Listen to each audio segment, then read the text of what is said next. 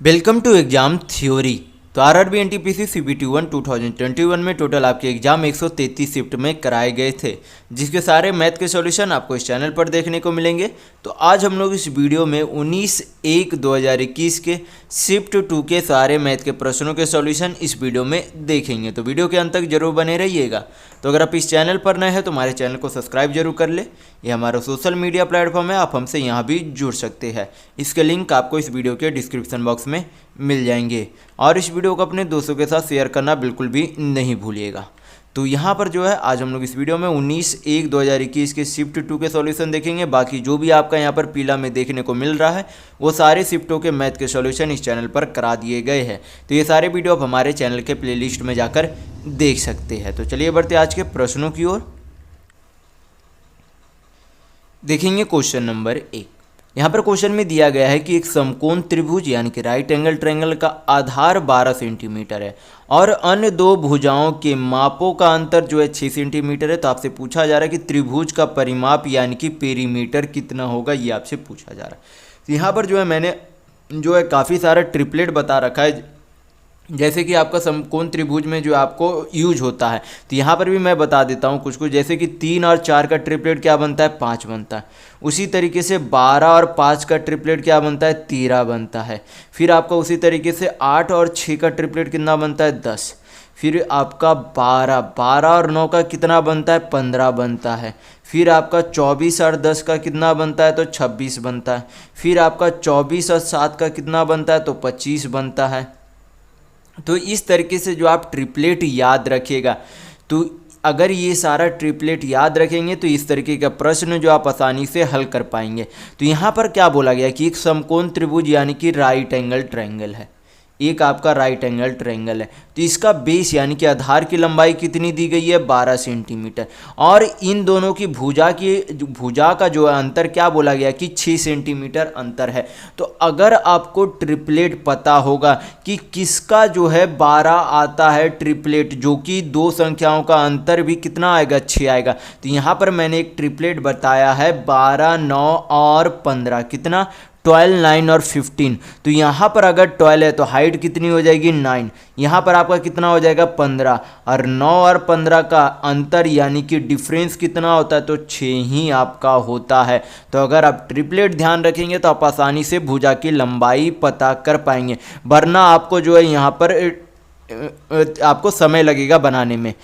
तो ये जो आपका यहाँ पर से क्या करेंगे, यहाँ पर से हम लोग पेरीमीटर निकाल सकते हैं। तो परिमाप बराबर आपका क्या हो जाता है, तीनों भुजाओं का योग। तो कितना हो जाएगा आपका 15, 12, 27, 27 और 9 कितना हो जाएगा, 36 सेंटीमीटर यानी कि 36 सेंटीमीटर होगा। तो यहाँ पर आपका ऑप्शन नंबर 3 बिल्कुल सही होगा। तो ये तो आपका हो गया अगर आपको ट्रिपलेट पता हो तब। अगर आपको ट्रिपलेट नहीं पता हो तो आपको इस तरीके से बेसिक तरीके से बनाना होगा। जैसे कि ये राइट एंगल ट्रायंगल है, इसे कितना 12 सेंटीमीटर दिया गया है और बोला गया है कि दोनों भुजाओं की माप कितना है, जो अन्य दो भुजा उसका 6 सेंटीमीटर। तो अगर इसे मान ले यक्स, तो ये कितना हो जाएगा आपका यक्स प्लस 6, क्योंकि लंबाई से बड़ी हाइपोटेनस होती है यानी कि कर्ण होती है। तो यहाँ पर से आप क्या निकालेंगे, हाइपोटेनस थ्योरम लगाएंगे। तो यहाँ पर से आपका क्या हो जाएगा, यक्स स्क्वायर प्लस 12 का स्क्वायर कितना हो जाएगा, 144 बराबर यहाँ पर क्या करेंगे, यक्स प्लस 6 का क्या करेंगे, स्क्वायर करेंगे। तो यक्स प्लस 6 का स्क्वायर आपका कितना हो जाएगा, तो यक्स स्क्वायर प्लस आपका कितना हो जाएगा 6 चक 36 और कितना हो जाएगा आपका 6 दूनी 12 यक्स होगा। तो यहाँ पर से यक्स स्क्वायर चला जाएगा, 36 को इधर भेजेंगे तो कितना आपका घट कर आएगा, आपका यहाँ पर से हो जाएगा 108। कितना हो जाएगा 108 बराबर कितना है 12 यक्स। तो काटेंगे तो कितना बार में चला जाएगा, 9 बार में, यानी कि यक्स का वैल्यू कितना आ गया 9 है। तो यक्स का वैल्यू यहाँ पर 9 आ गया। तो ये आपका वैल्यू कितना आ जाएगा, यक्स प्लस 6 था। तो ये जो आपका कर्ण कितना आ जाएगा 9, 6, 15। तो यहाँ पर से आप इस तरीके से बेसिक से निकाल सकते हैं। लेकिन अगर आपको ट्रिपलेट याद होगा तो आप आसानी से हल कर पाएंगे बिना इतना आपको सॉल्यूशन किए बिना। तो यहाँ पर से अब हमें भुजा की लंबाई पता चल गई है। तो यहाँ पर से एरिया निकालने के लिए क्या करेंगे, सॉरी एरिया नहीं, पेरीमीटर ही पूछा था। तो ये पेरीमीटर आपका क्या हो जाएगा, तीनों भुजाओं का योग। तो 12, 9, 21, 21 और 15 कितना हो जाएगा, 36 सेंटीमीटर। तो चाहे तो आप ट्रिपलेट याद रख सकते या फिर बेसिक से बना सकते हैं। तो दोनों स्थितियों में आपका ऑप्शन नंबर 3 सही होगा। नेक्स्ट क्वेश्चन देखेंगे, क्वेश्चन नंबर 2। यहाँ पर क्वेश्चन में दिया गया है कि यदि 2x - 1 है और ये जो आपका वैल्यू यहाँ पर इक्वेशन दिया गया है का गुणनखंड है, का एक गुणनखंड है, यानी कि ये जो है इसका एक क्या है, गुणनखंड है। तो आपसे पूछा जा रहा है कि के का मान क्या होगा। तो सबसे पहले यहाँ पर से हम लोग क्या कर सकते हैं, यक्स का वैल्यू निकाल सकते हैं। कैसे, यहाँ पर मान सकते हैं कि 2x - 1 बराबर कितना है, 0 है। तो 2x बराबर कितना हो जाएगा, 1। तो x बराबर कितना हो जाएगा आपका हाफ। तो यक्स का वैल्यू आ गया, इसमें क्या करेंगे, यक्स का वैल्यू पुट करेंगे तो के का वैल्यू आ जाएगा। तो हल करते हैं, 2 इंटू यक्स पे पावर 4 है तो यक्स का मान कितना है, 1/2। तो 1/2 पर पावर 4 करेंगे तो कितना हो जाएगा, 1/2 पर पावर 4। तो तोड़ेंगे तो कितना हो जाएगा, 2 दूनी 4 दूनी 8 दूनी 16 माइनस 7 इंटू यक्स क्यूब। तो 1/2 का क्यूब कितना हो जाएगा, 2 दूनी 4 दूनी 8 नीचे, प्लस 1/x यानी कि यक्स का वैल्यू कितना है 1/2 प्लस के बराबर 0। हल करेंगे यहाँ पर से, 2 में से 16 जाएगा तो 8 कटेगा तो 8 बार में चला जाएगा। तो यहाँ पर से आपका कितना आ जाएगा, के को जो है हम लोग उधर भेज देते, के के बाहर जो है उस सारी संख्याओं को भेज देते। जैसे कि ये 7 है, ये 7/8 क्या हो जाएगा, उधर जाके प्लस हो जाएगा। और ये 1/8 क्या हो जाएगी, माइनस हो जाएगी। और ये प्लस में है तो उधर जाके माइनस हो जाएगी 1/2। अब क्या करेंगे, हल कर लेते हैं। ये एलसीएम 8 आएगा, 7 - 1 - 2 चौक 8। 7 में से 4 1 5, 7 में से 5 गया तो 2, 2/8 यानी कि 1/4 आपकी आंसर आएगी। तो यहाँ पर आपका ऑप्शन नंबर 1 बिल्कुल सही होगा। तो अगर आपको वीडियो पसंद आ रहा है तो लाइक करते जरूर चलिएगा। नेक्स्ट क्वेश्चन देखेंगे, क्वेश्चन नंबर 3। ये आपका क्या है, सिंपल सा सिंप्लीफिकेशन का क्वेश्चन है। तो हल करेंगे हम लोग। तो 1800 को 10 से भाग करेंगे तो कितना आएगा, 180। 1800 को 10 से भाग करेंगे तो 180 आएगा। फिर यहाँ पर क्या, इसे भी हल कर लेंगे। 17 में से 2 गया तो कितना आएगा, 15। 45 को क्या करेंगे, 15 से भाग करेंगे। 45 को जब 15 से भाग करेंगे तो आपका कितना आएगा, 3 यानी कि 3 आएगा। तो यहाँ पर से अब आपकी कितनी बच गई, 180। तो यहाँ पर से आ गया आपका 180 इंटू यहाँ पर ये सारा पूरा हल करने पर कितना आ गया, 3। तो यहाँ पर 3 आगे क्या है, इंटू 2 प्लस आपका यहाँ पर से कितना हो जाएगा, ये हल करेंगे तो 2 1 3 और माइनस है तो क्या हो जाएगा, -3 दूनी 6 यानी कि -6 हो जाएगी। हल करेंगे तो यहाँ पर आपका कितना आ जाएगा, 18 3 54, 54 दूनी 108 यानी कि 1080 प्लस माइनस 6 आपका कितना हो जाएगा, 1074 आपका आंसर आएगा। यानी कि आपका ऑप्शन नंबर 3 सही होगा। नेक्स्ट क्वेश्चन देखेंगे, क्वेश्चन नंबर 4। यहाँ पर क्वेश्चन में दिया गया है कि 48,000 रुपये की 2 राशियों को 2 भाई जो है अनिल और आदित्य में 11:13 के अनुपात में बांटा जाता है। तो आदित्य का हिस्सा कितना है।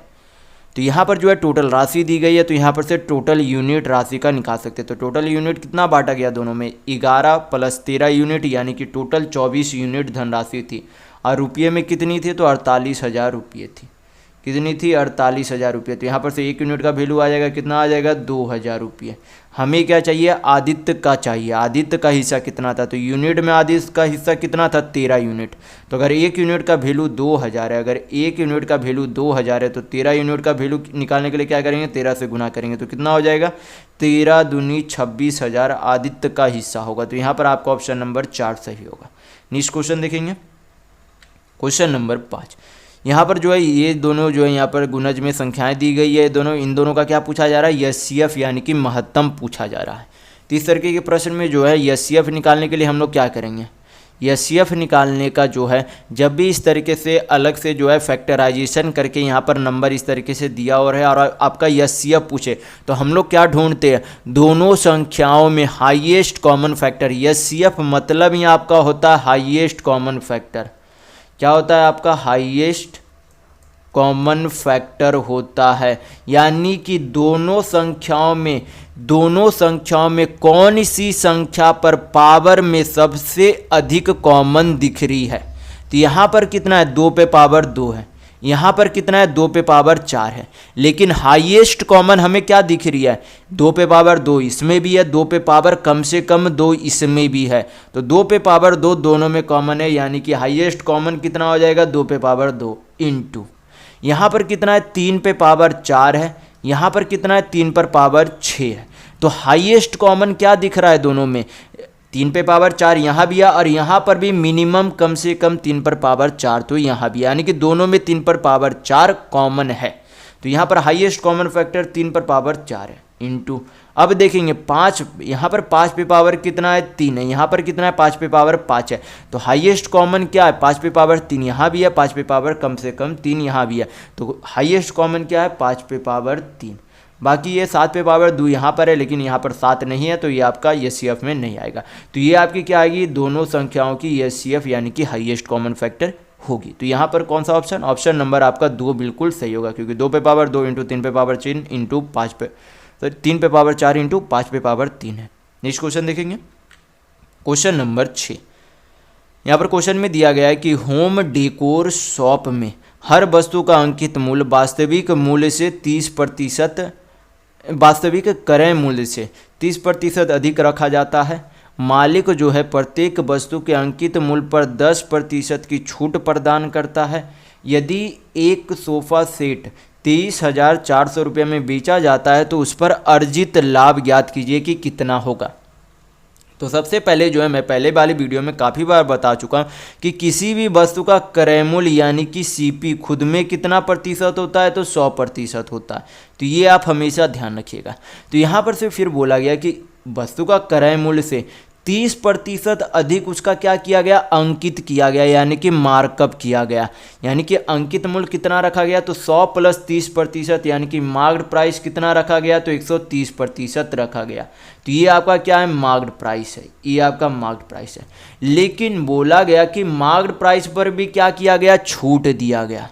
यानी कि जितना वस्तु को अंकित किया गया था उस पर क्या किया गया, 10% का छूट दिया गया। तो अगर 10% डिस्काउंट देंगे, अगर हम लोग 10% डिस्काउंट देते हैं तो 130 का 10% कितना होता है, 13। 130 का 10% कितना होगा, 130% का 10% 13% होगा। तो 130 में से 13% जाएगा तो आपका कितना बचेगा, 117%। यानी कि उस वस्तु को बेचा गया कितने में, ये आपका ईएसपी यानी कि विक्रय मूल्य कितना आ गया प्रतिशत, 117%। यानी कि उस वस्तु को 117% में बेचा गया और रुपये में कितना दिया गया, 23,400 रुपया दिया गया। यानी कि 117% का वैल्यू कितने रुपये के बराबर है, 23,400 रुपये के बराबर है। तो यहाँ पर से 1% का वैल्यू निकाल सकते हैं। 117 से काटेंगे तो 200 बार में ये चला जाएगा। तो 1% का वैल्यू कितना आ गया, 200 रुपये के बराबर। पूछा क्या जा रहा है कि उस पर अर्जित लाभ कितना है। तो यहाँ पर जो है क्रय मूल्य कितना था, 100%। यानी कि 100% के सामान को बेचा गया कितने में, 117% में बेचा गया। यानी कि यहाँ पर क्या हो रहा है, 17% का प्रॉफिट यानी कि लाभ हो रहा है। तो हमें क्या चाहिए, 17% का वैल्यू चाहिए। तो अगर 1% का वैल्यू 200 रुपये है तो 17% का वैल्यू निकालने के लिए 17 से गुना करेंगे तो आपका कितना आ जाएगा, 3400 रुपये। यानी कि उस वस्तु को 3400 रुपये के लाभ पर बेचा गया था। तो यहाँ पर आपका ऑप्शन नंबर 4 बिल्कुल सही होगा। नेक्स्ट क्वेश्चन देखेंगे, क्वेश्चन नंबर 7। यहाँ पर क्वेश्चन में दिया गया है कि 16 आदमी एक कार्य को 24 दिनों में पूरा कर सकते हैं। 24 महिलाएं उसी कार्य को 32 दिनों में पूरा कर सकती है। 16 पुरुष और 16 महिलाएं ने मिलकर 12 दिनों तक कार्य किया। उसके बाद महिलाओं ने जो है कार्य छोड़ दिया।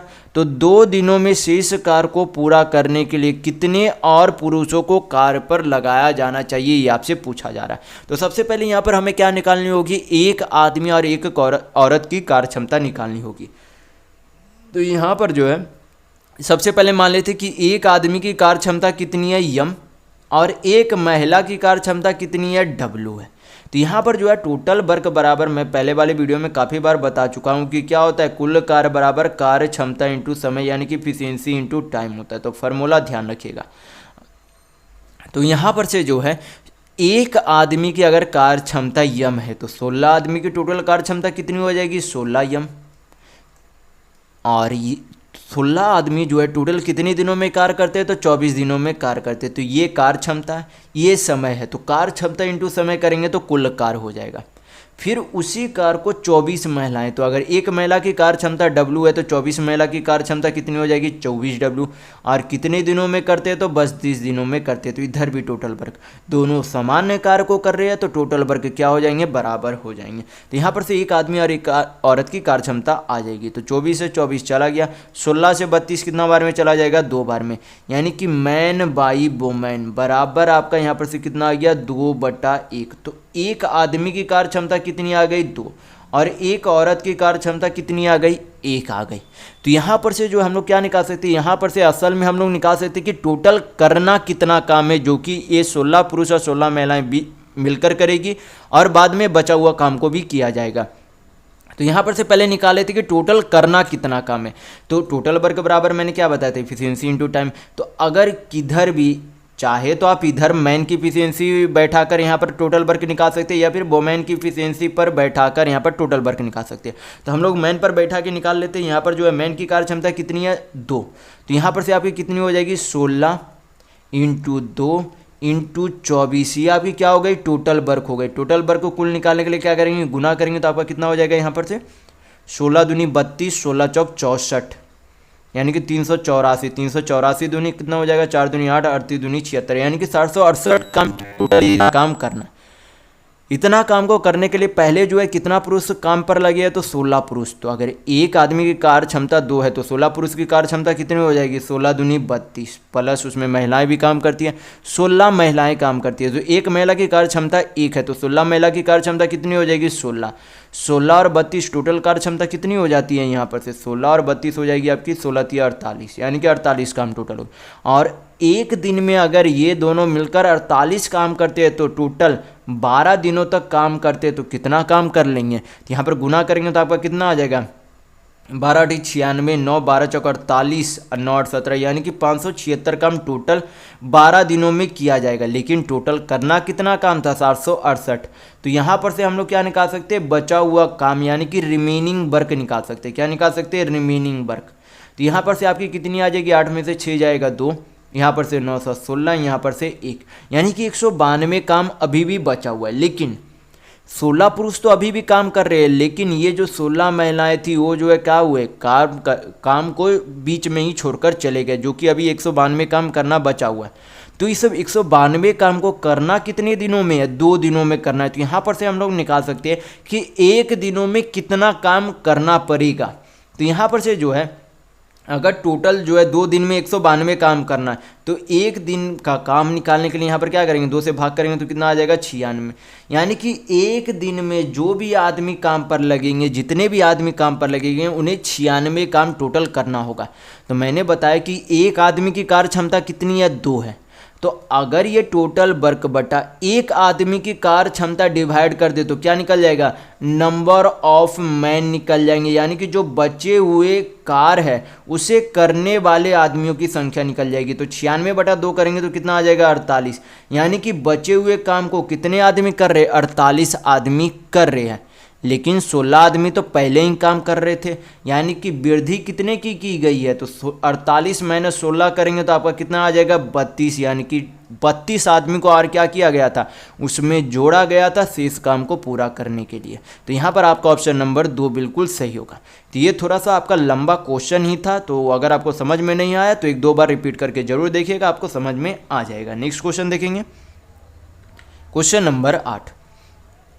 यहाँ पर क्वेश्चन में दिया गया है कि sin theta minus cos theta बराबर 0 है, यानी कि यहाँ पर से हम लोग बोल सकते हैं कि sin थीटा उधर भेजेंगे तो क्या हो जाएगा प्लस cos थीटा हो जाएगा। तो यहाँ पर से हम लोग का जो है थीटा क्या हो जाएगा, थीटा यहाँ पर से बोल सकते हैं थीटा जो है यहाँ पर से आपकी क्या हो जाएगी 45 डिग्री, क्योंकि आपको पता होना चाहिए कि sin 45 और cos 45 दोनों का मान क्या होता है सेम होता है, यानी कि 1/√2 होता है। तो थीटा का मान कितना हो गया 45 डिग्री। तो यहाँ पर क्या करेंगे थीटा का वैल्यू पुट करेंगे, आपका आंसर आ जाएगा। तो यहाँ पर क्या करेंगे sin 45 का क्यूब करना है। तो sin 45 का पहले तो मान कितना होता है तो 1/√2 होता है। कितना होता है 1/√2 का क्या करेंगे cube plus 3 into cos theta, यानी कि cos 45 का ही मान 1/√2 होता है। तो यहाँ पर से 1/√2 का क्यूब। अब क्या करेंगे हल करेंगे, इसका क्यूब करेंगे तो कितना हो जाएगा √2 का 2√2 हो जाएगा, प्लस 3/√2 का क्यूब करेंगे तो फिर से 2√2 हो जाएगा। हल करेंगे तो आपका कितना आ जाएगा जोड़ने पर यहाँ पर से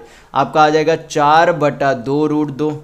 2 से काटेंगे 4 को तो 2 बार में चला जाएगा, √2 से 2 को काटेंगे तो √2 बार में चला जाएगा, यानी कि आपका आंसर कितना आ गया तो √2 आपका आंसर आ गया। तो यहाँ पर आपका ऑप्शन नंबर 1 बिल्कुल सही होगा। नेक्स्ट क्वेश्चन देखेंगे, क्वेश्चन नंबर 9। यहाँ पर क्वेश्चन में दिया गया है कि वह बड़ी से बड़ी संख्या ज्ञात कीजिए जिससे 55, 72 और 123 को विभाजित करने पर 3, 7 और 6 शेष प्राप्त होते हैं। तो यहाँ पर जो है इस तरीके के प्रश्न को जो है बनाने के लिए हम लोग क्या करेंगे, सबसे पहले ये जो संख्याएं दी गई है इनको किसी संख्या से भाग देने पर शेषफल कितना आता है? 3 आता है, यानी कि 55 को भाग देते तो शेषफल 3 आता है, 72 को भाग देते तो 7 आता है, और आपका यहाँ पर 123 को भाग देते तो शेषफल 6 आता है। तो क्या करेंगे, अगर इन सभी संख्याओं में से शेषफल माइनस कर दे तो आपकी जो संख्या आएगी वो क्या होगी? असल में उन तीनों संख्याओं का एचसीएफ ही वो सबसे बड़ी संख्या होगी। तो 55 माइनस 3 करेंगे तो कितना आएगा? 52।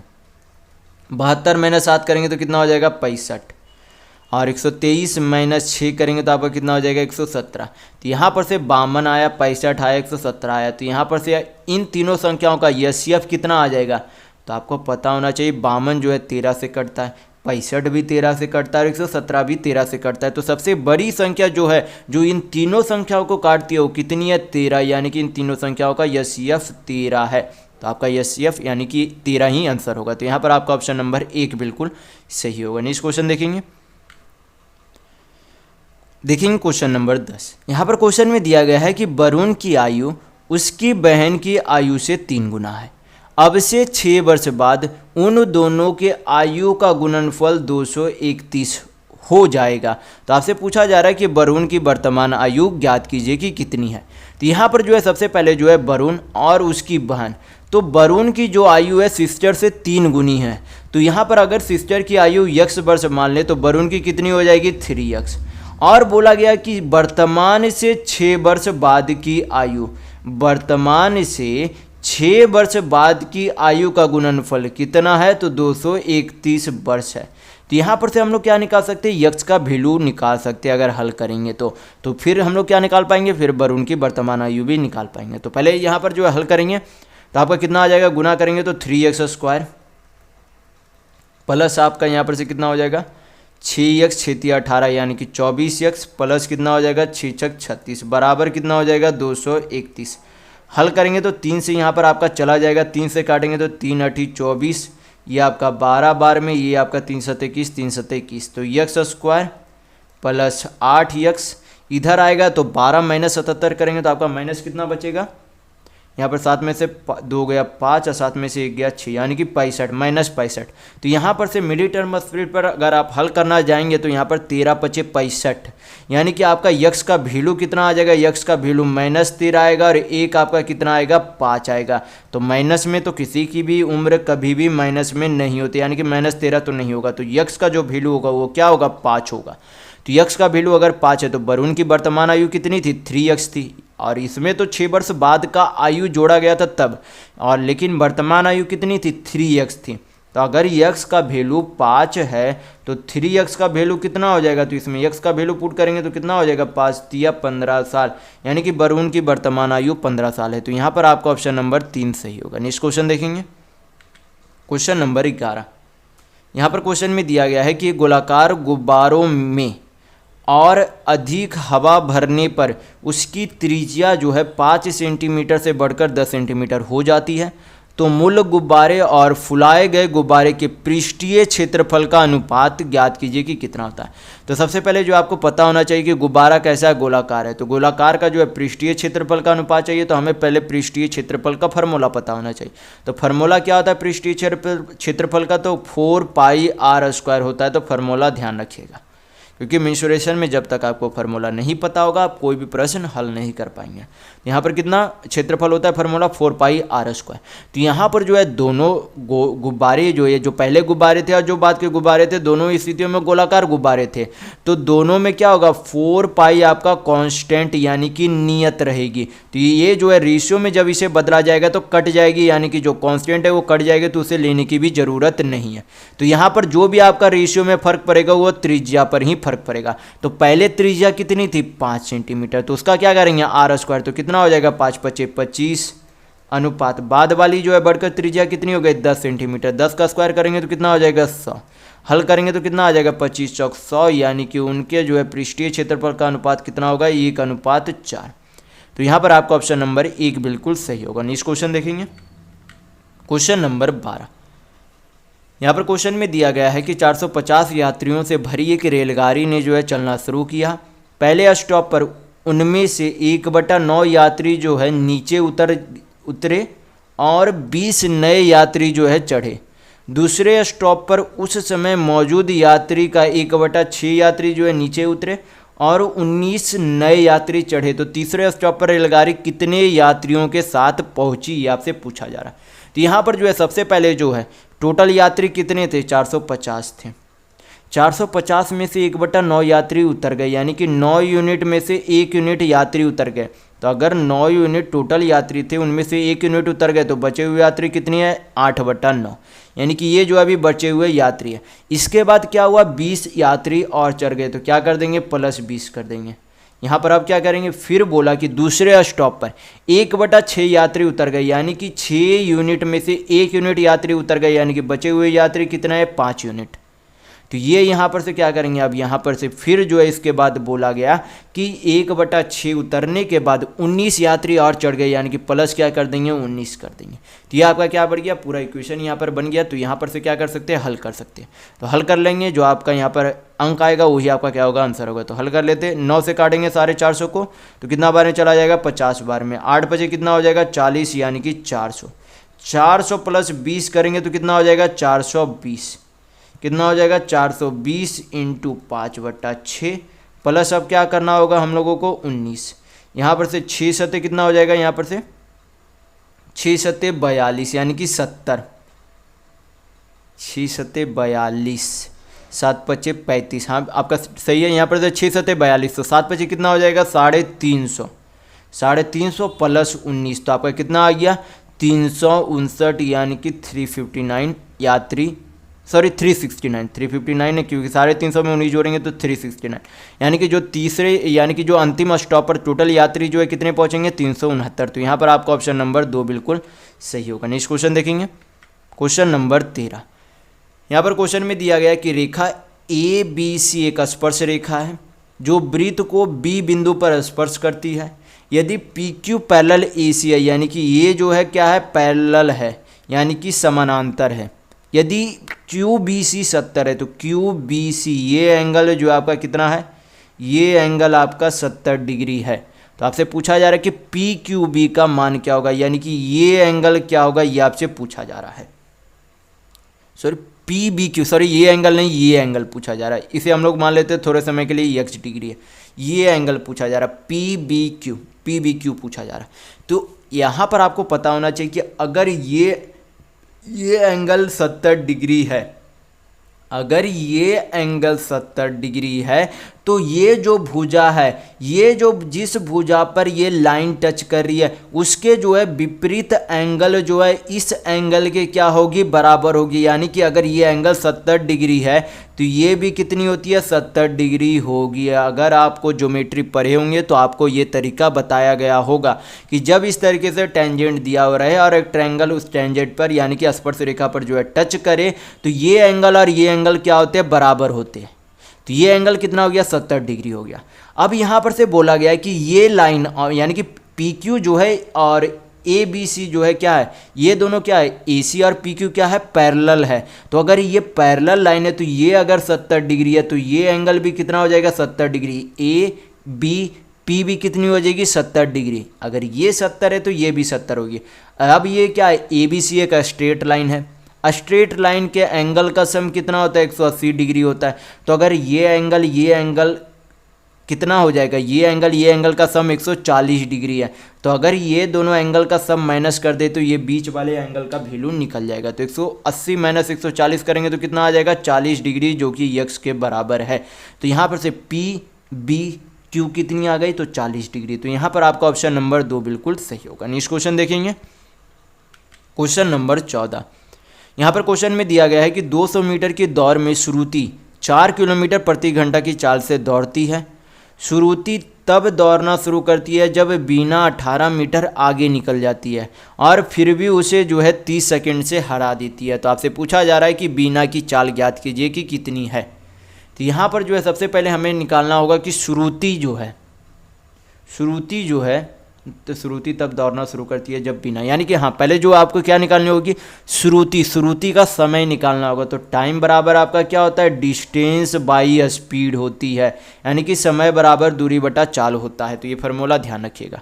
तो श्रुति का हम लोग यहाँ पर से निकाल सकते हैं कि उसने 200 मीटर की दूरी को 4 किलोमीटर प्रति घंटा की चाल से कितने समय में पार किया था। लेकिन यहाँ पर दूरी मीटर में है, तो हमें क्या चाहिए, यहाँ पर जो हम लोग क्या कर सकते हैं, यहाँ पर से हम लोग कर सकते हैं कि इस चाल को क्या कर सकते हैं, मीटर पर सेकेंड में चेंज कर सकते हैं, क्योंकि यहाँ पर दूरी मीटर में है तो चाल को भी क्या होनी चाहिए, मीटर पर सेकेंड में होनी चाहिए। तो यहाँ पर किलोमीटर प्रति घंटा को मीटर पर सेकेंड में चेंज करने के लिए क्या करते हैं, 5/18 से गुना करते हैं। तो 5/18 कहाँ चला जाएगा, ऊपर चला जाएगा। हल करेंगे, यहाँ पर क्या आ जाएगा, समय आ जाएगा किसका, श्रुति का, जो कि उसे 200 मीटर दूरी तय करने में लगता है। तो यहाँ पर से आपका 2 बार में, ये आपका 9 बार में, फिर आपका कितना हो जाएगा, 5 से काटेंगे तो 5 दूनी 10, 1 शून्य चला गया। तो यहाँ पर से आपका कितना आ जाएगा, 9 दूनी 18, यानी कि 180 सेकेंड टोटल लगता है श्रुति को 200 मीटर दूरी तय करने में। लेकिन यहाँ पर बोला गया कि बीना जो है श्रुति के चलने से पहले बीना 18 मीटर जा चुकी थी, यानी कि अब बची हुई दूरी कितना है जो कि बीना तय करेगी, तो 200 - 18 यानी कि 182 मीटर दूरी और तय करेगी। कितने समय में तय करती है, 182 मीटर। ये जो जितना श्रुति जो है समय लेती है उससे भी 30 सेकेंड अधिक समय लेती है ये बचे हुए दूरी को तय करने में। तो यहाँ पर जो है अब हमें क्या चाहिए, स्पीड। स्पीड बराबर क्या होता है, डिस्टेंस बाई टाइम होता है। तो दोनों फार्मूला ध्यान रखिएगा, टाइम बराबर डिस्टेंस बाई स्पीड, स्पीड बराबर डिस्टेंस बाई टाइम होता है। तो यहाँ पर जो है टोटल बची हुई दूरी कितनी, 182 मीटर। टोटल समय कितना लगेगा, 180 + 30 सेकेंड, यानी कि 210 सेकेंड समय लगेगी। तो ऊपर दूरी मीटर में, नीचे समय सेकेंड में। लेकिन ये जो आपकी चाल आएगी वो किस में आएगी, मीटर पर सेकेंड में आएगी। लेकिन हमें चाल किस में चाहिए, किलोमीटर प्रति घंटा में चाहिए, क्योंकि आपका आंसर किलोमीटर प्रति घंटा में दिया गया। तो मीटर पर सेकेंड के चाल को किलोमीटर प्रति घंटा में चेंज करने के लिए 18/5 से गुना किया जाता है। तो हल करेंगे यहाँ पर से अब, तो आपकी क्या आ जाएगी, चाल आ जाएगी किसकी, बीना की। बीना की या स्पीड आ जाएगी। यहाँ पर से हल कर लेते हैं आपका यहाँ पर से, तो 9 3 6 18, 3 7 21 70, फिर आपका यहाँ पर से 7 से कट जाएगा तो काट लेंगे 0। यहाँ पर से आपका हो जाएगा 7 दूनी 14, 7 छक 42। यहाँ पर से आपका कितना हो जाएगा, 6 छक 36, 6 12 156, यानी कि 15.66 को 10 को मैंने पहले ही जो है डेसिमल में चेंज कर दिया /5। हल करेंगे तो यहाँ पर से कितना आ जाएगा, 3.1, यानी कि आपका कितना बच गया, फिर 1 बचा तो 5 दूनी 10, यानी कि 3.12 किलोमीटर प्रति घंटा। ये आपकी क्या है, बीना की चाल है। तो यहाँ पर आपका ऑप्शन नंबर 2 बिल्कुल सही होगा। नेक्स्ट क्वेश्चन देखेंगे, क्वेश्चन नंबर 15। ये आपका क्या है, सिंपल सा क्वेश्चन है। इसे क्या करना है, रूट के बाहर निकालते हुए सभी संख्या को चलना और हल करेंगे। तो यहाँ पर रूट 36 है, रूट 36 का मान कितना होता है, 6 का। 19 और 6 कितना होता है, 25। 25 क्या अंडर रूट के अंदर है, तो 25 का जो है वैल्यू कितना होगा, 5। 88 को फिर क्या करेंगे, 5 से गुना करेंगे तो आपका कितना हो जाएगा, 440, क्योंकि 8 × 40 8 × 40 440। 185 में 440 जोड़ेंगे तो आपका कितना हो जाएगा, 185 में 440 जोड़ेंगे तो 5 8 5 13 4 4 1 5 सॉरी 5 8 4 12, ये आपका 12, 8 4 12 और 4 1 5 1 6, 625। 625 का फिर अंडर रूट वैल्यू कितना हो जाएगा, तो 25 होगा। अब क्या करेंगे, 25 को 56 में जोड़ देंगे तो आपका कितना हो जाएगा, 56 + 25, तो आपका 6 5 11 5 2 7 1 8, यानी कि रूट 81 का वैल्यू किसका होता है, तो 9 का होता है। तो यहाँ पर आपका ऑप्शन नंबर 1 बिल्कुल सही होगा। नेक्स्ट क्वेश्चन देखेंगे, क्वेश्चन नंबर 16। यहाँ पर क्वेश्चन में दिया गया है कि एक पुल में जो है 3 नल है। पुल को भरने में पहले नल को जो है 4 दिन, दूसरे नल को 2 दिन, तीसरे नल को केवल 12 घंटे लगते हैं। तो तीनों नलों का उपयोग करके पुल को भरने में कितना समय लगेगा। और समय जो आपसे पूछा जा रहा है किसमें, दिन और घंटे में दोनों है। तो पहले हम लोग क्या कर लेते, दिन को घंटा में ही चेंज कर लेते, क्योंकि आप यहाँ पर जो है 2 बार दिन है, यहाँ पर 1 बार घंटा है, तो सभी को घंटा में चेंज कर लेंगे तो आसानी से आपका हल हो जाएगा। यहाँ पर आपका कितना हो जाएगा, अगर 4 दिन, एक दिन में कितने घंटे होते हैं, 24, तो 4 दिन में कितने हो जाएंगे, 24 चौक 96। तो ये पहले वाले नल का जो है समय लगता है इतना, दूसरे वाले नल का कितना हो जाएगा, 24 दूनी 48, और तीसरे वाले नल का समय कितना है, 12 घंटा है। तीनों का एलसीएम यानी कि आपका लघुत्तम कितना हो जाएगा, तो यहाँ पर से तीनों का एलसीएम आपका हो जाएगा 48 दूनी 96, यानी कि 96 एलसीएम हो जाएगा। 96 को 96 से भाग करेंगे तो 1 आएगा, 96 को 48 से भाग करेंगे तो 2 आएगा, 96 को 12 से भाग करेंगे तो 8 आएगा। यानी कि पहले वाले नल की कार्य क्षमता 1 यूनिट, दूसरे की 2, तीसरे की 8 है। तो यहाँ पर जो है समय निकालने का मैंने फार्मूला क्या बताया था, इसी वीडियो में बताया था कि इफिशियंसी बाई क्या होता है आपका, sorry total work by efficiency होता है। टाइम बराबर आपका टोटल वर्क बाई इफिशियंसी, यानी कि कुल कार्य बटा कार्य क्षमता होता है। तो टोटल ये जो एलसीएम आता है वही आपका क्या होता है, टोटल वर्क, यानी कि करना कितना काम है, 96 काम करना है। और तीनों मिलकर कितने की कार्य क्षमता से काम करेंगे, 8 + 2 + 1, यानी कि 8 × 2 = 10 = 11। पूर्णांक में आपका आंसर दिया गया तो यहाँ पर से आपका कितना आ जाएगा, 11 × 8 = 88, यानी कि 8.8/11 घंटे का समय लगेगा, क्योंकि हम लोगों ने पहले ही घंटा में चेंज कर लिया था। जो समय आएगा यहाँ पर घंटा में आएगा। तो यहाँ पर आपका ऑप्शन नंबर 2 बिल्कुल सही होगा। नेक्स्ट क्वेश्चन देखेंगे, क्वेश्चन नंबर 17। यहाँ पर क्वेश्चन में दिया गया है कि एक वस्तु को जो है 1785 रुपये में बेचने पर एक विक्रेता को 15% की हानि होती है, तो 15% लाभ प्राप्त करने के लिए उस वस्तु को किस मूल्य पर बेचना चाहिए, यह आपसे पूछा जा रहा है। तो बेचा कितने में, 1785 में, और किसी भी वस्तु का क्रय मूल्य जो है खुद में कितना प्रतिशत होता है, 100% होता है। तो 100% वाले किसी वस्तु को 15% के हानि में बेचा गया, यानी कि कितने में बेच दिया होगा, 100% का सामान 15% हानि, यानी कि 85% में बेच दिया। कितने में बेच दिया, 85% में। लेकिन अब वो बोल रहा है कि 15% का लाभ में बेचेगा तो कितने रुपए में बेचना होगा। तो 100% का सामान उसे बेचना कितने में होगा, तो 115% में बेचना होगा। तो यहाँ पर से हल करेंगे, आपका क्या आ जाएगा, न्यू एचपी, यानी कि नया विक्रय मूल्य आ जाएगा। तो परसेंट से परसेंट कट गया, 5 से काटेंगे तो 17 बार में, ये आपका कितने बार में, 23 बार में चला जाएगा। 17 से काटेंगे 1785, तो 1 17 25 85, 23 25 आपका कितना हो जाएगा, 115, यानी कि 15, तो 1 23 है, 1 कितना हो जाएगा, 24, यानी कि 2415 रुपये आपकी क्या हो गई, उस वस्तु का नया विक्रय मूल्य हो गई, जिस पर 15% का लाभ होगा। तो यहाँ पर आपका ऑप्शन नंबर 1 बिल्कुल सही होगा। नेक्स्ट क्वेश्चन देखेंगे, क्वेश्चन नंबर 18। यहाँ पर क्वेश्चन में दिया गया है कि यदि निम्न आंकड़ों का बहुलक यानी कि मॉड 12 है तो के का वैल्यू क्या होगा। यहाँ पर जो है सबसे पहले हमें देखना होगा कि कौन सी संख्या जो है बराबर यहाँ पर आ रही है। तो यहाँ पर तो पहले बोल दिया गया कि मॉड जो है सबसे 12 है, लेकिन यहाँ पर नंबर में देखेंगे तो 11 एक बार है, 11 2 बार है, 11 आपका कितने बार है, 2 बार है, और 12 एक बार यहाँ पर, 12 एक बार यहाँ पर, यानी कि 12 अभी टिल जो है जितना अभी तक दिया गया है संख्या, उनमें 12 कितने बार है, 2 बार है। और यहाँ पर 15 भी कितने बार है, 2 बार है। आपके 15 भी कितने बार है, 2 बार है। और आपकी कोई भी संख्या 2 बार तो नहीं है। तो यहाँ पर बोला गया कि बहुलक क्या है, 12 है। बहुलक क्या है, 12। तो बहुलक किसे कहते हैं, जो भी संख्या सबसे अधिक बार ये सारे नंबर में आती वही आपका क्या हो जाता है, बहुलक, यानी कि मॉड होता है। लेकिन यहाँ पर तो 11 भी 2 बार है, 12 भी 2 बार है, 15 भी 2 बार है, यानी कि ये जो के का वैल्यू है, अगर के का वैल्यू यहाँ पर 12 मान ले, अगर यहाँ पर के का वैल्यू 12 मान ले, तो 12 कितने बार हो जाएगी, 3 बार हो जाएगी, और ये आपकी क्या बन जाएगी, बहुलक बन जाएगी। यानी कि यहाँ पर से ये निश्चित होता है कि के का वैल्यू 12 ही है। अगर बहुलक 11 रहता तो यहाँ पर के का वैल्यू 11 हो जाता, अगर बहुलक 15 रहता तो यहाँ पर के का वैल्यू क्या हो जाता, 15 हो जाता। लेकिन अगर बहुलक 12 है तो 12 सबसे अधिक बार होनी चाहिए, तो यहाँ पर 12 के का वैल्यू यहाँ पर क्या होगा, 12, यानी कि 12 3 बार आएगी, तभी आपका ये 12 बहुलक होगी। तो यहाँ पर आपका ऑप्शन नंबर के का वैल्यू 12, यानी कि ऑप्शन नंबर 2 सही होगा। नेक्स्ट क्वेश्चन देखेंगे, क्वेश्चन नंबर 19। यहाँ पर क्वेश्चन में दिया गया है कि भूमि पर किसी मीनार के पद से 18 मीटर और 32 मीटर की दूरी पर स्थित 2 बिंदुओं के मीनार के शीर्ष का उन्नयन कोण पूरक है। तो आपसे पूछा जा रहा है कि मीनार की ऊंचाई ज्ञात कीजिए कि कितना होगा। तो यहाँ पर जो है सबसे पहले इस तरीके से है कि मीनार के पद से, यानी कि इस तरीके से मीनार के पद से यहाँ से यहाँ तक की दूरी, यहाँ से लेकर यहाँ तक की दूरी जो है कितनी है, 18 मीटर है, और यहाँ से लेकर पूरा जो है यहाँ तक जो है दूरी कितनी है, 32 मीटर है। कितनी है, 32 मीटर है। और ये जो दोनों शीर्ष का जो है कोण क्या बोला गया, यहाँ पर पूरक है, यानी कि अगर ये थीटा है तो ये आपके कितनी है, 90 माइनस थीटा, यानी 90 डिग्री माइनस थीटा है। इसे हम लोग क्या कर लेते हैं, यच मान लेते हैं।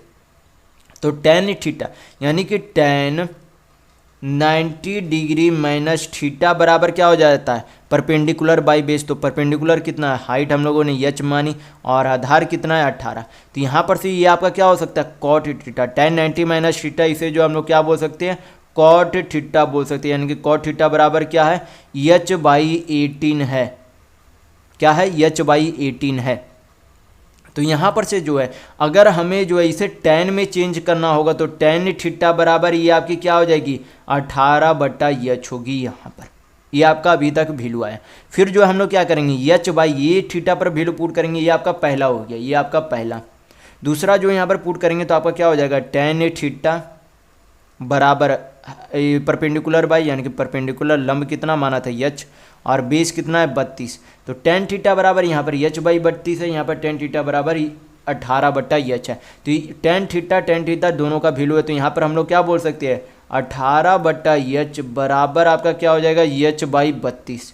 तो यहाँ पर से अब हम लोग क्या करेंगे हल करेंगे, h इंटू एच क्या हो जाएगा h² बराबर 18 इंटू 32। 18 को क्या लिख सकते हैं 9 इंटू 2 बोल सकते हैं, क्या बोल सकते हैं 9 इंटू 2। और 16 को क्या 32 को क्या बोल सकते हैं 16 इंटू 2। तो यच का वैल्यू यहाँ पर से कितना आ जाएगा 16। 16 को ये जो है ये पूरा अंडर रूट में जाएगा, क्योंकि ये स्क्वायर हटाकर इधर भेजेंगे तो क्या हो जाएगा अंडर रूट हो जाएगा। यानी कि 16 क्या बाहर आएगा 4, 2 2 बार है तो 1 बाहर आएगी, 9 कितने 9 को 3 बाहर आएगी। तो यच आपकी यहाँ पर से कितनी आ जाएगी, तो 4 दूनी 8 दिया 24, यानी कि मीनार की ऊंचाई कितनी आ गई तो 24 मीटर। यहाँ पर आपका ऑप्शन नंबर 2 बिल्कुल सही होगा। तो मैंने यहाँ पर जो आपको समझाने के लिए इतना लंबा बताया है, वरना आपको पता होगा कि जब इस तरीके से पूरक होते हैं तो कुछ नहीं करना होता है, इस तरीके से डायरेक्ट tan थीटा बराबर उल्टा लिखेंगे और ये लिखेंगे और क्या करेंगे डायरेक्ट सॉल्यूशन एच का निकाल लेंगे। ये आपको इतना करना नहीं होगा अगर आप इसे बेसिक से जानेंगे तो। मैंने सिर्फ आपको ये समझाने के लिए इतना पूरा बेसिक से आपको बताया है, वरना आप जानेंगे तो आप आसानी से हल कर पाएंगे। नेक्स्ट क्वेश्चन देखेंगे, क्वेश्चन नंबर 20। यहाँ पर क्वेश्चन में दिया गया है कि 5 मीटर लंबी एक सीढ़ी एक दीवार के सहारे खड़ी है और यह दीवार जो है 3 मीटर की ऊंचाई पर स्थित एक बिंदु को स्पर्श करती है। यदि सीढ़ी के निचले सिरे को 2.6 मीटर दीवार की ओर खिसकाया जाता है तो वह दूरी ज्ञात कीजिए जितना सीढ़ी को ऊपरी सिरा दीवार का ऊपर की ओर जो है खिसकाता है। ये आपसे पूछा जा रहा है। तो यहाँ पर जो है सबसे पहले बोला गया कि एक जो है सीढ़ी 5 मीटर लंबी और 3 मीटर ऊंची दीवार पर जो उसे लगाया गया है, यानी कि इस तरीके से जो है यहाँ पर से मान लेते ये जो है बड़ी लंबी दीवार है, यहाँ तक मान लिया कि यहाँ तक जो है 3 मीटर की लंबाई की दीवार है, यहाँ तक जो है हम लोगों ने मान लिया कि ये जो है यहाँ से लेकर यहाँ तक 3 मीटर लंबाई की दीवार है। यहाँ पर से जो है ये आपका क्या एक पद से सीढ़ी लगाई गई और इस बिंदु को छूती है, यानी कि 3 मीटर ऊंचाई के बिंदु को छूती है। तो यहाँ पर जो है ये तो 3 मीटर हो गया और यहाँ पर जो है ये आपकी क्या है सीढ़ी है, तो सीढ़ी की लंबाई कितनी दी गई है 5 मीटर दी गई।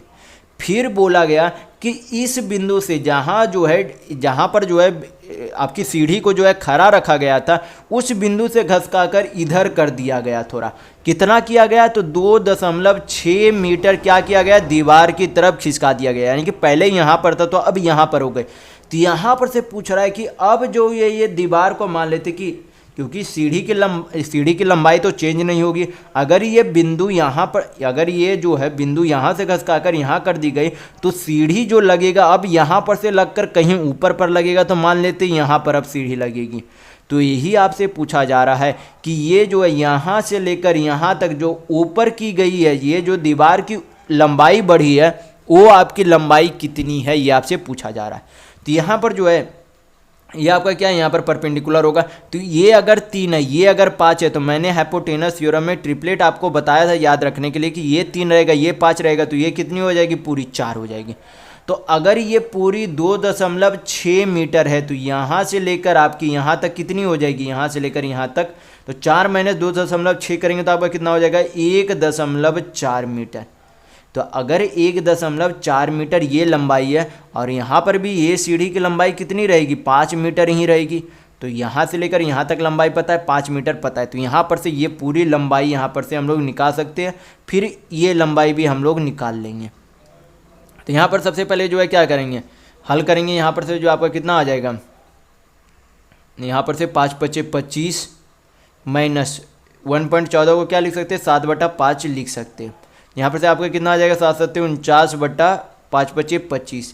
हल करेंगे तो कितना आ जाएगा 25 का 625 माइनस 49 यानी कि 576 यानी कि 24/5 × 5 = 25। तो कितनी आ जाएगी 24/25। तो पूरी जो है ये लंबाई कितनी हो जाएगी दीवार की कुल लंबाई तो 5 चौक 20, 25 अठी 40 यानी कि 4.8 मीटर। तो 4.8 मीटर में से अगर 3 मीटर माइनस करेंगे तो ये बढ़ी हुई दीवार की लंबाई आ जाएगी।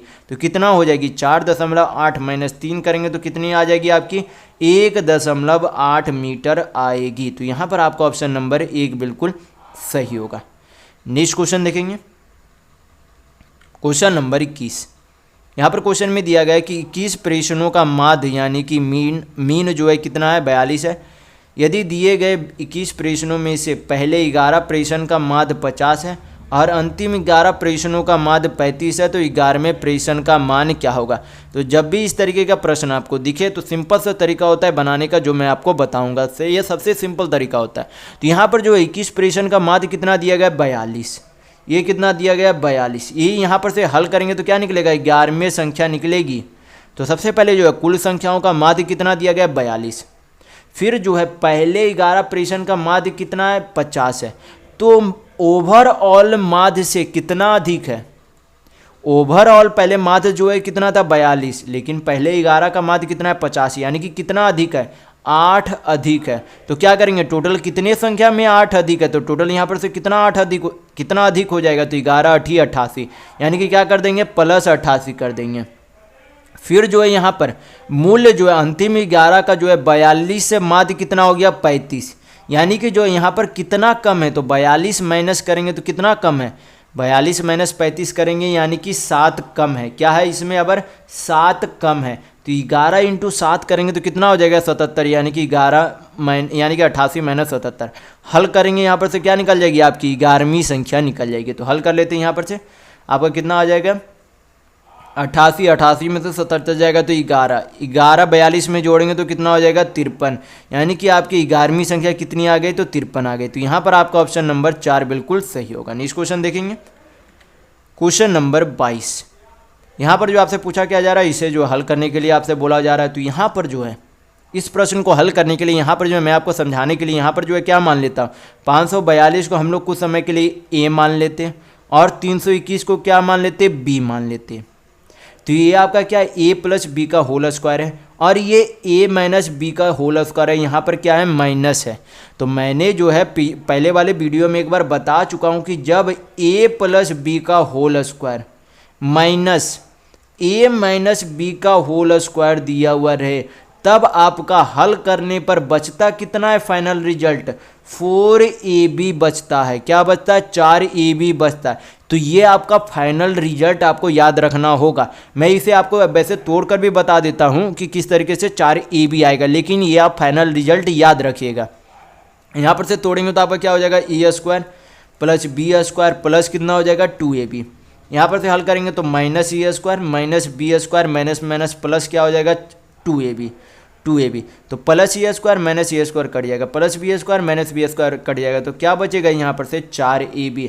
यही मैंने फाइनल रिजल्ट को यहाँ पर आपको बोला है कि याद रखने के लिए। तो यहाँ पर क्या बचेगा, 4ab। ऊपर में क्या बच गया, 4ab। नीचे क्या है, 542 को ए माना था हम लोगों ने, 321 को बी, तो नीचे क्या बच गया, ए इंटू बी बच गया। तो ए बी क्या हो गया, कट गया। तो कितना आपका आ गया आंसर, 4। तो यहाँ पर आपका ऑप्शन नंबर 3 बिल्कुल सही होगा। नेक्स्ट क्वेश्चन देखेंगे, क्वेश्चन नंबर 23। ये क्या है, सिंपल सा सिंप्लीफिकेशन का क्वेश्चन है। तो हल करेंगे, 3 दूनी कितना होता है, 6। 12 को 6 से डिवाइड करेंगे तो कितना आएगा, 2। 8 को 4 से गुना करेंगे कितना आएगा, 32। तो हल कर लेते हैं यहाँ पर, 2 प्लस कितना हो जाएगा, 32 माइनस कितना, 4। तो 32 और 2 34, 34 में से 4 गया तो कितना आपका आ गया, 30, यानी कि आपका ऑप्शन नंबर 3 बिल्कुल सही होगा। नेक्स्ट क्वेश्चन देखेंगे, क्वेश्चन नंबर 24। यहाँ पर क्वेश्चन में दिया गया है कि एक जो है 1.5 kg के केक को 10 लड़कों के बीच बराबर भागों में बांटा जाता है, तो प्रत्येक लड़कों को कितना केक मिलेगा। तो केक जो है आपका जो भी मिलेगा वो ग्राम में मिलेगा, क्योंकि आंसर ग्राम में। तो केजी को ग्राम में चेंज करेंगे तो क्या करेंगे, ग्राम में चेंज करने के लिए 1000 से गुना करेंगे, क्योंकि 1 kg बराबर 1000 ग्राम होता है। तो टोटल कितना हो जाएगा वजन, तो यहाँ पर से आपका हो जाएगा, ये आपका गुना करेंगे तो 1500 ग्राम हो जाएगा। इस 1500 ग्राम केक को कितने लोगों के बीच बांटा जाता है, तो 10 लड़कों के बीच। यहाँ पर से हल करेंगे तो आपका क्या निकल जाएगा, प्रत्येक लड़कों को मिलना कितना केक मिला वो पता चल जाएगा। तो सुना चला गया, यानी कि प्रत्येक लड़के को 150 ग्राम केक प्राप्त हुआ है। तो यहाँ पर आपका ऑप्शन नंबर 4 बिल्कुल सही होगा। नेक्स्ट क्वेश्चन देखेंगे क्वेश्चन नंबर 25। यहाँ पर क्वेश्चन में दिया गया है कि दो संख्याओं का अनुपात 3:2 है। यदि पहली संख्या में 8 घटाया जाता और दूसरी संख्या में 6 घटाया जाता तो वह अनुपात 5:4 हो जाता। तो आपसे पूछा जा रहा है कि संख्याएं ज्ञात कीजिए। तो यहाँ पर जो है इस तरीके के प्रश्न को जो है यहाँ पर क्या मान लेते हैं 3x 2x। तो आपका कितना हो जाएगा 3x में क्या किया गया 8 घटाया गया, 2x में जो है कितना घटाया गया 6 घटाया गया, तो अनुपात कितना हो जाता है 5:4 यानी कि 5/4। क्रॉस यहाँ पर गुना करेंगे तो आपका कितना हो जाएगा 4×3 12x 5×2 10x यानी कि आपका कितना बच जाएगा 2x बराबर 8×4 32 6×5 30 उधर जाएगा तो +2 यानी कि क्या बच जाएगा 2। तो x बराबर यहाँ पर आपका वैल्यू कितना आ गया 1। तो क्या पूछा जा रहा है संख्याएं पूछी जा रही है। तो पहले संख्या कितनी थी 3x यानी कि x का वैल्यू अगर 1 है तो 3x का वैल्यू कितना हो जाएगा 3 और 2x का वैल्यू कितना हो जाएगा 2 यानी कि दोनों संख्या कितनी थी 3 और 2 यानी कि आपका ऑप्शन नंबर 2 बिल्कुल सही होगा। नेक्स्ट क्वेश्चन देखेंगे क्वेश्चन नंबर 26। यहाँ पर क्वेश्चन में दिया गया है कि दो संख्याएं जो है ए बी और तीसरी संख्या सी से क्रमशः 15% और 32% कम है। यदि संख्या यानी कि संख्या बी संख्या ए से कितने प्रतिशत कम है ये आपसे पूछा जा रहा है। तो क्या दिया गया है ए बी सी 3 संख्याएं हैं तो सी को जो है यहाँ पर हम लोग क्या मान लेते हैं कि 100%। कोई भी संख्या खुद में 100% होती है तो 100% वाली कोई संख्या जो है ए जो है इससे क्या है सी से 15% कम है यानी कि सी अगर 100% है तो ए कितना है 15% कम यानी कि 85% है। फिर जो है बी जो है सी से कितना कम है 32% कम है यानी कि 100 - 32 यानी कि ये आपका कितना है तो 68% है। तो इससे जो है कम कितना यानी कि बी जो है ए से कितना कम है तो 85 - 68 करेंगे तो आपका कितना हो जाएगा यहाँ पर से 17%। तुलना हमें किससे करना है ए वाले से। तो ए कितना प्रतिशत है 85%। परसेंट में वैल्यू चाहिए 100 से गुना करेंगे हल करेंगे आपका आंसर आ जाएगा। तो 17×5 = 85 5 से काटेंगे 100 को तो 20 बार में चला जाएगा यानी कि बी जो है ए से 20% आपका कम है। तो यहाँ पर आपका ऑप्शन नंबर 2 बिल्कुल सही होगा। नेक्स्ट क्वेश्चन देखेंगे क्वेश्चन नंबर 27। यहाँ पर क्वेश्चन में दिया गया है कि यदि कोई धनराशि जो है साधारण ब्याज की 5% वार्षिक दर पर 2 वर्ष के बाद 26,400 रुपये हो जाती है तो पूछा जा रहा है कि धनराशि यानी कि प्रिंसिपल यानी कि मूलधन कितना है। तो यहाँ पर जो है सबसे पहले जो आपको मैं पहले वाले वीडियो में काफ़ी बार बता चुका हूँ कि कोई भी मूलधन कोई भी धनराशि खुद में कितना होती है 100% होती है और उसमें बोला गया कि 100% वाले धनराशि पर प्रत्येक साल में 5% का ब्याज लगता है। तो अगर एक साल में 5% ब्याज लगता है तो टोटल कितने समय तक ब्याज लगता है 2 वर्षों में। तो 5% की दर से 2 वर्षों का टोटल ब्याज कितना हो जाएगा तो 5×2 10%। और यहाँ पर जो है यहाँ पर से क्या निकाल सकते हैं अमाउंट। तो अमाउंट बराबर आपका क्या आता है मूलधन प्लस साधारण ब्याज। तो टोटल कितना हो जाएगा 100 + 10% यानी कि 110%। 110% का वैल्यू रुपये में कितना दिया गया तो 26,400 रुपया दिया गया। तो यहाँ पर से क्या निकाल सकते हैं 1% का वैल्यू निकाल सकते हैं। तो हल करेंगे 0 चला गया 11 से काटेंगे तो 11×2 = 22 11×4 = 44 0 यानी कि 1% का वैल्यू कितना आ गया 240 रुपये। तो हमें क्या चाहिए मूलधन यानी कि 100% का वैल्यू। तो अगर 1% का वैल्यू 240 है तो 100% का वैल्यू कितना हो जाएगा 24,000 रुपये यानी कि मूलधन 24,000 रुपये थी। तो यहाँ पर आपका ऑप्शन नंबर 3 बिल्कुल सही होगा। नेक्स्ट क्वेश्चन देखेंगे क्वेश्चन नंबर 28।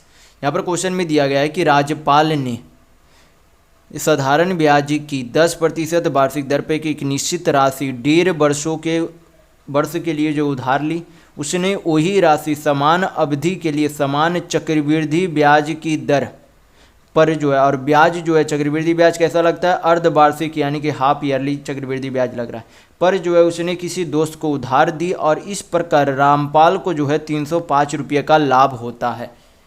तो यहाँ पर पूछा जा रहा है कि धनराशि ज्ञात कीजिए कि कितनी है यानी कि प्रिंसिपल मूलधन पूछा जा रहा है। तो यहाँ पर जो है सबसे पहले जो हम लोग क्या करेंगे इस तरीके के प्रश्न में जो है सबसे पहले जो हम लोग यहाँ पर निकाल लेते हैं कि यहाँ पर जो है आपका चक्रवृद्धि में जो है ब्याज कैसा लग रहा था अर्धवार्षिक। तो अगर 1 साल का ब्याज 10% है तो आधे साल का ब्याज कितना हो जाएगा 5% और 5% का फ्रैक्शन वैल्यू कितना होता है तो 1/20 यानी कि 1/20 होता है। तो यहाँ पर से क्या करेंगे ये जो 20 आपका है उसका क्या करेंगे कितने अर्धवार्षिक यानी कि कितना टोटल समय है, पहले टोटल समय कितना है, 1.5 साल है। तो अर्धवार्षिक रूप से ये जो है कितने बार अर्धवार्षिक आपका लगेगा, एक साल में 2 बार अर्धवार्षिक लगते हैं 6 महीना का, तो 1.5 साल में टोटल कितने अर्धवार्षिक लग जाएंगे, तो 3 बार, यानी कि 3 टर्म का आपका क्या लगेगा, यहाँ पर रेशियो फार्मूला लगेगा। आपको अगर रेशियो से कंपाउंड इंटरेस्ट नहीं निकालने के लिए आता है तो मैंने एक फुल फ्लेज वीडियो डालकर रखा, वो वीडियो आप जाकर देख सकते हो, वहाँ पर मैंने काफ़ी बेहतर तरीके से रेशियो मेथड बता रखा है। तो यहाँ पर जो है 3 साल का मैंने वहाँ पर जो है 3 टर्म या फिर 3 साल का जो वहाँ पर रेशियो मैंने बताया था, क्या होता है, 3:1 होता है। ये आपका क्या हो जाता है, 3 ईयर, यानी कि 3 साल का ये रेशियो फार्मूला होता है। फिर जो यहाँ पर से हम लोगों को क्या मानना होगा, खुद से कोई प्रिंसिपल यानी कि मूलधन मानना होगा। तो मूलधन हम लोग क्या मानेंगे यहाँ पर से, ये जो आपका ये जो 20 है, जो 5% का फ्रैक्शन वैल्यू 1/20 आया, तो नीचे जो ये 20 है उसका क्या करेंगे, क्यूब कर देंगे, क्योंकि कितने बार ये चक्रवृद्धि ब्याज लगेगा, 3 टर्म तक। तो 20 का क्या आप करेंगे, क्यूब करेंगे, तो 20 का क्यूब कितना हो जाएगा, 8000। यानी कि यहाँ पर हम लोग मूलधन जो है एज्यूम क्या कर लेते, कितना है, 8000 है। यहाँ पर हम लोगों ने खुद से मान लिया कि मूलधन कितना, 8000 है। तो 8000 का 1/20 कितना होगा, तो 8000 का 1/20 400 होता है। फिर 400 का 1/20 कितना होगा, तो 1/20 20 हो जाएगा, और 20 का 1/20 कितना होगा, 1 होगा। तो ये जो आपका होता है, ये आपका क्या हो जाता है, ये जो आपका होता है असल में आपका सिंपल इंटरेस्ट यानी कि साधारण ब्याज होता है, और ये जो आपका इतना जो होता है वो आपका क्या होता है असल में कंपाउंड इंटरेस्ट और सिंपल इंटरेस्ट, यानी कि चक्रवृद्धि ब्याज या साधारण ब्याज का अंतर रहता है। तो यहाँ पर से आपका टोटल कितना यूनिट आ जाएगा, 20×3=60, क्योंकि अंतर ही ये आपका यहाँ पर रुपया दिया गया है। तो यहाँ पर से कितना हो गया, 20×60 + 1, यानी कि 61 यूनिट हो गया। तो 61 यूनिट बराबर कितने है, 305 रुपये है। तो 1 यूनिट का वैल्यू कितना आ जाएगा, 5 रुपये आएगा। तो यहाँ पर प्रिंसिपल हम लोगों ने टोटल कितना माना था, 8000 रुपये। तो हमें क्या चाहिए, अगर 1 यूनिट का वैल्यू 5 रुपये है तो हमें प्रिंसिपल यानी कि मूलधन चाहिए। तो 8000 यूनिट का वैल्यू कितना हो जाएगा, तो 5 से गुना करेंगे तो 8×5 = 40, यानी कि मूलधन कितना था, तो 40,000 रुपये था। कितना था, 40,000। तो यहाँ पर आपका ऑप्शन नंबर 1 बिल्कुल सही होगा। नेक्स्ट क्वेश्चन देखेंगे, क्वेश्चन नंबर 29। यहाँ पर क्वेश्चन में दिया गया है कि 2 अंकीय संख्या के अंकों का योग 9 है। यदि अंकों का क्रम को उलट दिया जाए और नई संख्या में 9 जोड़ दिया जाए तो नई संख्या मूल संख्या से 3 गुना के बराबर हो जाती है, तो वह संख्या क्या है। तो इस तरीके का प्रश्न जब भी आपको देखने को मिले तो बाई ऑप्शन से सबसे बनाने का बेहतर तरीका होता है। तो यहाँ पर जो है बाई ऑप्शन हम लोग चलेंगे तो सबसे पहले क्या होना चाहिए, 2 अंकीय संख्या होनी चाहिए। तो सभी ऑप्शन 2 अंकीय, उनके अंकों का योग कितना होना चाहिए, 9। तो यहाँ भी 7 2 9 है, 5 4 9 है, 7 2 9 है, 5 4 9 है। तो यानी कि सभी संख्याओं का योग कितना है, 9 है, अंकों का योग 9 है। फिर जो है यहाँ पर से अगले लाइन में बोला गया कि जब उनके अंकों का क्रम को उलट दिया जाता है, यानी कि 2 7 को अगर 7 2 लिख दे, उसी तरीके से 45 को 54 लिख दे, 72 को यहाँ पर 2 7 लिख दे, आप 5 4 को 4 5 लिख दे। इस तरीके से जब जो है उलट दिया जाता है और नई संख्या में 9 जोड़ दिया जाता है, यानी कि ये जो नई संख्या है उसमें अगर 9 जोड़ दिया जाता है तो पुरानी संख्या से 3 गुना के बराबर हो जाती है। तो ये दोनों को जोड़ेंगे तो कितना आएगा, 81। यहाँ पर कितना आएगा, 54 और 9 4 13, यानी कि 63। यहाँ पर कितना हो जाएगा, 36। यहाँ पर कितना हो जाएगा, 54। तो 27 का 3 गुना कितना होता है, 81 होता है। यानी कि आपका ऑप्शन नंबर 1 ही सही होगा। 45 का चेक करेंगे तो 45 दिया तो आपका हो जाना चाहिए 135, लेकिन यहाँ तो 63 है, गलत है। 72 दिया तो आपका बहुत हो जाएगा, 36 तो होगा नहीं, गलत है। 54 तो बराबर हो गया, लेकिन 54 का 3 गुना होना चाहिए तो गलत है। यानी कि आपका ऑप्शन नंबर 1 सही होगा। नेक्स्ट क्वेश्चन देखेंगे, क्वेश्चन नंबर 30। यहाँ पर क्वेश्चन में दिया गया है कि ये जो आपका क्या करना है, इसका योग निकालना है। तो सिंपल सा क्वेश्चन है, तो क्या करेंगे, इसका योग निकाल लेंगे। तो यहाँ पर कितना है, 4, कितना है 4। फिर आपका यहाँ पर मिडिल में देखेंगे तो आपका कितना है, 3 4 3 7 है, कितना है 4 3 7 जोड़ेंगे फिर तो आपका 6 4 10 10 4 14 14 और 8 22, तो हाथ में 2, तो 44 और 43, यानी कि 87 87 या 4 91 4 95 या 2 97, यानी कि 97.274 आपका इसका योग आएगा। तो यहाँ पर आपका ऑप्शन नंबर 2 बिल्कुल सही होगा। नेक्स्ट क्वेश्चन देखेंगे, क्वेश्चन नंबर 31। ये आपका क्या है, सिंपल सा ग्राफ का क्वेश्चन है, तो हल करेंगे हम लोग। क्या पूछा जा रहा है आपसे कि 2015 से 2019 तक गेहूं के कुल उत्पादन में किस राज्य का योगदान सबसे कम रहा है। यानी कि हमें क्या निकालना होगा, सभी राज्यों का योग निकालना होगा, लेकिन एक का नहीं निकालना होगा। कौन सा, ई का। ई का नहीं निकालना होगा क्योंकि यहाँ पर तो ई ऑप्शन में ही आपका नहीं दिया गया है, तो यहाँ पर जो है ई की ज़रूरत नहीं है निकालने की। तो हम लोग किसका चेक करना होगा, ये इन चारों का चेक करना होगा। तो यहाँ पर जो है ए का सबसे पहले योग निकालेंगे, तो ए का टोटल योग कितना हो जाएगा, तो जोड़ेंगे तो 10 8 18 27 27 अब 22 आपका कितना हो जाएगा 49। बी में चेक करेंगे तो कितना हो जाएगा 11 12 आपका 23 23 10 33 33 9 42 8 कितना हो जाएगा 50 आपका। सी का चेक करेंगे तो आपका 13 12 25 25 14 39 11 50 और 14 कितना हो जाता है 64। डी का चेक करेंगे तो 8 8 16 6 22 और 9 31 और 7 कितना होएगा 38। तो सबसे कम जो इन चारों ऑप्शनों में से कौन सा दिख रहा है, डी। सबसे कम जो है डी वाले राज्य में उत्पादन हुआ है सभी वर्षों का मिलाकर। तो यहाँ पर आपका ऑप्शन नंबर 3 बिल्कुल सही होगा। नेक्स्ट क्वेश्चन देखेंगे, यहाँ पर क्वेश्चन नंबर 32। ये जो आपका क्या है वही वाले ग्राफ है, वर्ष यहाँ पर राज्यों का नाम दिया गया, इधर वर्ष है और यहाँ पर जो है टोटल गेहूं का उत्पादन दिया गया है सभी में। तो क्वेश्चन में देखेंगे पूछा क्या जा रहा है। क्वेश्चन में पूछा जा रहा है कि वर्ष 2015 में किस राज्य ने सभी 5 राज्यों के कुल उत्पादन का 1/3 के बराबर योगदान किया है। तो हमें क्या निकालना होगा, सबसे पहले 2015 का टोटल उत्पादन सभी राज्यों का मिलाकर निकालना होगा। तो कितना हो जाएगा 11 8 19 19 और 12 9 2 11 यानी कि 31 31 और 37 37 और 10 43 और 8 आपका कितना हो जाएगा 55। यानी कि टोटल उत्पादन जो है कितना किया गया 55 का, 55 लाख टन का। 55 का जो है 1/3 लगभग कितना हो जाएगा, तो इससे काटेंगे तो लगभग अप्रॉक्स में आपका लगभग कितना आ जाएगा 18 लाख टन। तो 18 लाख टन जो है किस राज्य में किया गया था 2015 में, तो ये ई वाले राज्य में किया गया था। तो यहाँ पर आपका ऑप्शन नंबर 3 बिल्कुल सही होगा। नेक्स्ट क्वेश्चन देखेंगे, क्वेश्चन नंबर 33। ये जो आपका क्या है, ये आपका दूसरा ग्राफ है। तो यहाँ पर जो है ग्राफ में क्या दिया गया है, यहाँ पर जो है दिए गए पाई चार्ट में कस्बे की जनसंख्या को दर्शाती है। तो यहाँ पर जो है सभी अलग अलग जो है डिग्री में उसकी जो है जनसंख्या को दर्शाया गया है। जैसे कि मेल है, बॉयज़ है, गर्ल यानी कि लड़के, एनिमल जानवर, फीमेल यानी कि औरतें, उनकी जो है यहाँ पर डिग्री में दर्शाया गया। क्वेश्चन देखेंगे पूछा क्या जा रहा है। क्वेश्चन में पूछा जा रहा है कि यदि कस्बे की कुल जनसंख्या 7,20,000 है तो कस्बे में पशुओं की जनसंख्या कितनी है। तो टोटल कितना है 7,20,000 यानी कि 4 शून्य। टोटल जो है ये कितने डिग्री का वैल्यू है, टोटल सर्कल कितना है 360 डिग्री का वैल्यू। और हमें वैल्यू कितने का चाहिए, किसका वैल्यू चाहिए, पशु का यानी कि एनिमल का। तो एनिमल कितना है 30 डिग्री यानी कि इंटू 30 डिग्री हल करेंगे यहाँ पर से आंसर आ जाएगा। 30 से 360 काटेंगे तो 12 बार में चला जाएगा। 12 से 7,20,000 काटेंगे तो 12 छक 72 यानी कि आपका कितना आ जाएगा 60,000 आएगा। तो यहाँ पर आपका ऑप्शन नंबर 2 बिल्कुल सही होगा। नेक्स्ट क्वेश्चन देखेंगे, क्वेश्चन नंबर 34। ये आपका क्या है, ये आपके पिछले से पिछले ग्राफ का सेम ग्राफ है। राज्य के नाम दिए गए, वर्ष का नाम दिया गया है और सभी राज्यों में वर्ष के आधार पर उनका गेहूं का उत्पादन लाख टन में दिया गया है। क्वेश्चन में यहाँ पर बोला जा रहा है, पूछा जा रहा है कि किस राज्य में वर्ष 2015 से 2017 तक उत्पादन में सतत और नियत वृद्धि दर्ज की गई है। ये आपसे पूछा जा रहा है किसमें, 2015 से लेकर 2017 तक लगातार वृद्धि किस राज्य में हुई है। तो ए में 8 से 10 हुआ, लेकिन 10 से 9 यहाँ पर कमी हो गई यानी कि ए राज्य तो नहीं है। 10 से 12 हुआ वृद्धि हुआ, 12 से 10 हो गया कमी हो गई यानी कि ये भी नहीं होगा। 12 से 13 हो गया, 13 से 14 हो गया यानी कि ये इस राज्य में क्या हो रहा है सतत वृद्धि हो रहा है। यानी कि आपका ऑप्शन नंबर 3 बिल्कुल सही होगा।